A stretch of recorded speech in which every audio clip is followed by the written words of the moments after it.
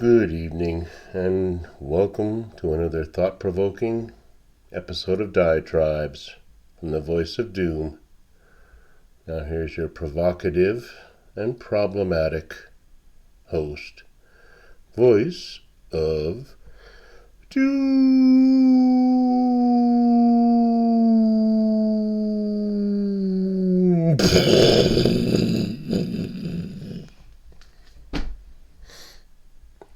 Good morning. Just got home from a long day of putzing around. It's almost 3 in the morning. I don't really care. Time means nothing to me.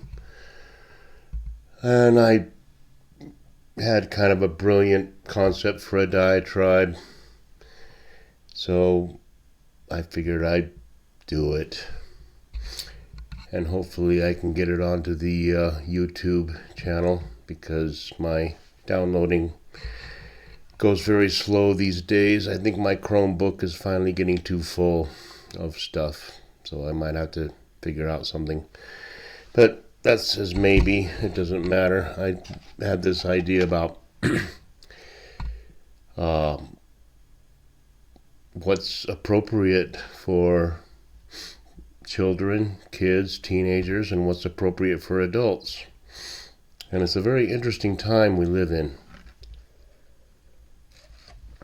I'll tell you that right now, because back when I was in my mid-20s, when I was a bit liberal, a bit of an anarchist, I worked and my friends worked and we maintained ourselves. We were in our early 20s, like 20, 21. And we lived in a nice condo in Honolulu, me and 3 buddies. And we worked hard and we had fun. Now, back in the old days, this is circa 1900 and let's just say 80, we'd have Saturday morning Eggs Benedict parties about once a month, and all the roommates and whoever was there would get together and we'd make Eggs Benedict from scratch because we all worked in restaurants and we did things the right way. We made homemade hollandaise and we made Eggs Benedict correctly, and we got a couple bottles of Liebfraumilch or Blue Nun or Gewürztraminer and a lot of marijuana, and we'd enjoy ourselves having a nice breakfast. And we enjoyed watching Warner Brothers cartoons when we were doing that. That was what we liked to do when we were 20, 21 years old, is watch Roadrunner and Bugs Bunny and Yosemite and all those guys, which I've already talked about. But it was a kid's cartoon, and we watched them when we were little kids, and we still watched them when we were in our 20s. Now, sounds boring, but it's very relevant to what I'm about to say. It seems like there's a situation in the dissemination of information and entertainment, books, literature, what have you, that they want to give culture, I guess you call it, books, and disseminate ideas to children and teenagers that they probably wouldn't want to give to adults. That's why I entitled this Not Suitable for Adults. And it's very interesting because the reason I wanted to do this diatribe was I saw Brett Cooper, who's pretty easy on the eyes, and she's a conservative on some podcast that I watch every day. And she probably wouldn't like me because I'm too weird.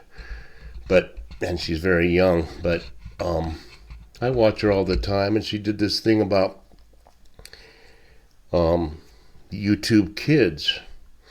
they have a YouTube channel for kids. And she was going on and on about how somebody sent her some information that when you go on YouTube Kids, that most of the feeds that you're going to get right away are in the ilk of LGBTQ theory. And she thought that that was rather strange, that when you want to you filter out all the bad stuff that kids shouldn't see. You want to give them educational stuff, you want to give them entertaining stuff, you want to give them funny cartoons, you want to give them this and that, but they're getting a lot of indoctrination and grooming as to being very, very, very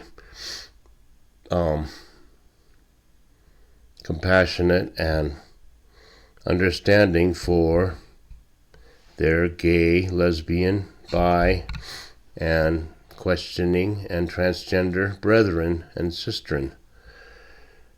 At, I guess, maybe 80% of the current generation between the grades of kindergarten and 12th grade are now in that category. The people that actually like the opposite sex are a very, very small minority. So it stands to reason that YouTube Kids would give mostly LGBTQ content to kids. And there was some adults and, I guess,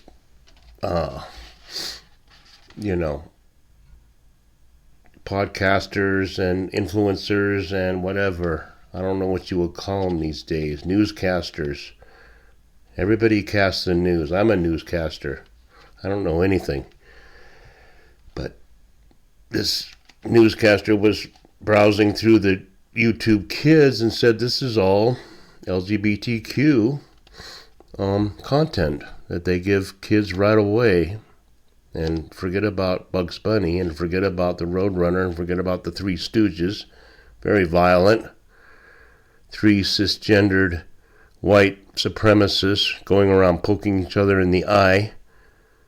You don't want kids to see that. You want to see them loving each other. You want to see them in bed. That's what you need to show them now. It was very interesting because while they were pontificating on this subject of kids being basically indoctrinated, there was many comments in the YouTube for kids saying, "You're an adult, why are you in here looking at this? You're a pervert, that you should be looking at the kids' stuff." And it reminded me of a little episode I had when I went to the library, because I was looking for Max, and I know that people that are homeless hang out at the library. It's just one of the things they do. It's a public space, and they're allowed to be there. So I was in the library looking for him, and he wasn't there, but I was curious, and I was thinking to myself, I think I'll go over to the kids' books section and see what kind of books they have there. And I was walking into the area, which is a closed off area. I stopped myself and I said, maybe I shouldn't do that, because the kids section is full of pornography, and if I go into the kids section of the library, I will be considered a pervert, because I'm browsing through literature that is teaching children how to be gay, bi, questioning, and transgendered. And I might get a little titillated over that. I, as an adult, am in the kids part of the library looking through kids' book and going, man, this is pretty kind of exciting. Now, I shouldn't be allowed in the kids section. But that seems absurd, because why wouldn't adults go into the kids section of the library to get books for their kids? Reading is one of the best things you can do. It's one of the best things I ever learned. I was anxious to learn to read, and I learned to read very quickly, and I surpassed my teachers in about a year or two, second or third grade, so because I was into it. And so I think that encouraging reading for young people is very important, one of the most important things you can do.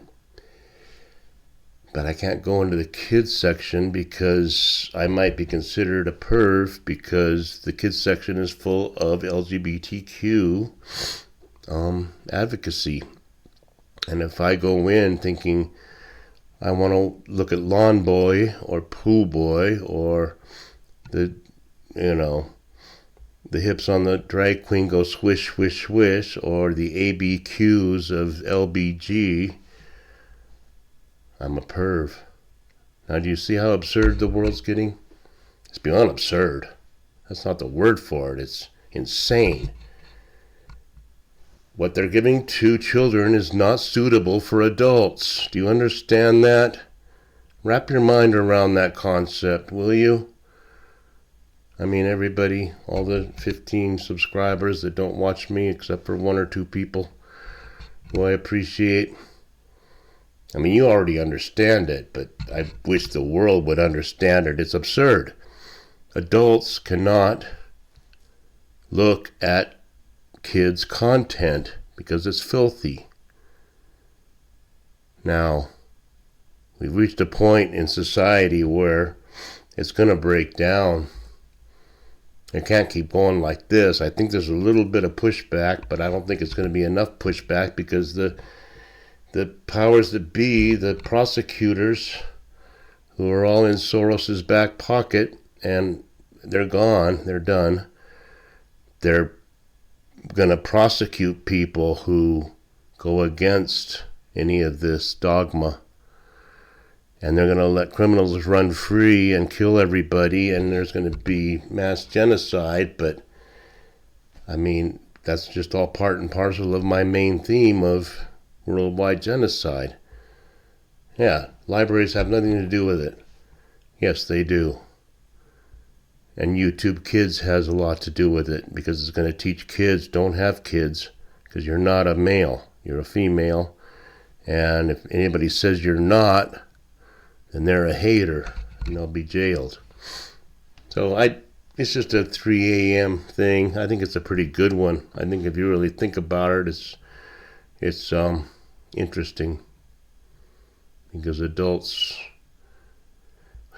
shouldn't have access to content that kids are looking at. It's not suitable for adults. It's only for the kids. So think about that for a minute, and I'll do another one later because I'm getting more brilliant every day.